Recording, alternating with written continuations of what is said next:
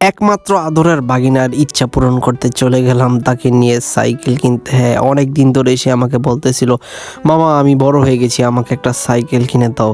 তাই স্কুল থেকে এসেই আম্মুকে নিয়ে ভাগিনাকে নিয়ে চলে গেলাম নারায়ণগঞ্জ ডিআইটি সাইকেল কিনতে।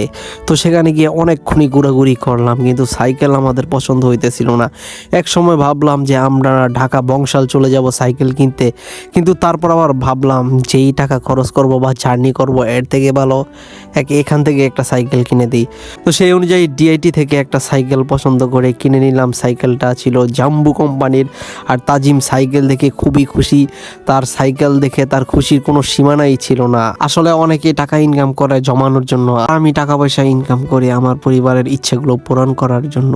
সো এভাবেই একে একে সবার ইচ্ছা পূরণ করব, দোয়া করবেন সবাই। সাইকেলটা কেনার পর আমরা অনেকক্ষণে ওখানে বসেছিলাম। তার একটাই কারণ হইতেছে আমার ভাগিনা 2 চাক্কার সাইকেল চালাতে পারে না, তার জন্য আলাদা আরো 2টা চাক্কা ফিট করতে হইতেছিল। তো সেখানের মেকানিক 4 চাক্কা বানাই দিতেছিল 2 চাক্কার সাইকেলকে, আর আমরা সেটা বসে দেখতেছিলাম। আর আম্মু এদিকে টাকা গুনতেছিল। টাকা গোনা শেষে আমরা টাকাটা দোকানদারের হাতে তুলে দিলাম, আর সেখান থেকে চলে আসলাম বাড়ির উদ্দেশ্যে।